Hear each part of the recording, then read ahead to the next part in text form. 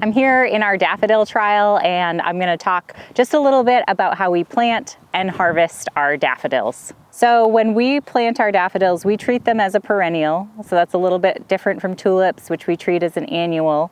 With daffodils, we plant and then harvest from them for several years. And so part of why we're able to do that is that when you harvest a daffodil stem, you're able to harvest the entire stem without any of the leaves on the plant. And so when we harvest, you can reach in, grasp the stem at the base of the plant and pull, and it should pull out a nice long stem with a little bit of lighter white or green colored stem. That's the part of the stem that's below the soil.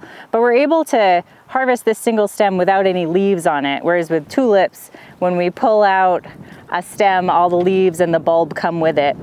Because we're able to leave the leaves on the plant, daffodils are able to photosynthesize through the rest of the season and store up energy in the bulb and bloom again. They also tend to be a little bit hardier in general than tulips, and so for that reason, are reliable perennials in most zones.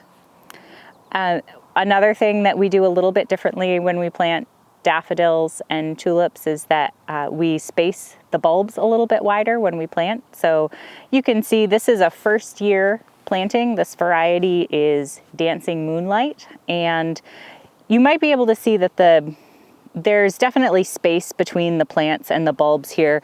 We've given these bulbs 2 to 3 inches of space between them because we expect those bulbs to expand and produce side bulbs over the next few years, and we want to give space for this planting to grow and fill out over the few years that we're going to be harvesting off of it. So again, just a couple of the differences in the ways that we plant and harvest daffodils compared to tulips. With daffodils, we space them a little bit more widely to give them room to fill in, and then we also are able to harvest just the single stem without any of the leaves. This allows the plant to perennialize, and we're able to just leave the bulbs right in the ground. I also want to say a few things about harvest stage for daffodils. So if you're looking for the longest vase life off of daffodils, what you want to do is harvest when the blooms or when the buds are just starting to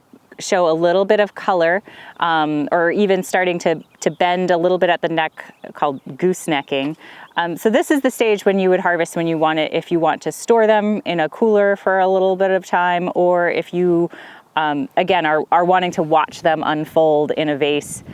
If you are not as concerned about the vase life or just want to enjoy them, you can harvest them at any stage of openness. Just know that the more open they are in the field, the shorter vase life they will have once you harvest them. One more thing to know about harvesting daffodils is that the stems of the daffodils will exude a sap that can actually be harmful to other flowers. So when you're harvesting daffodils, it's best to put them all in a bucket by themselves, separate from other flowers, and to allow that sap to kind of drain out of the stems for a little bit before mixing them in with other blooms.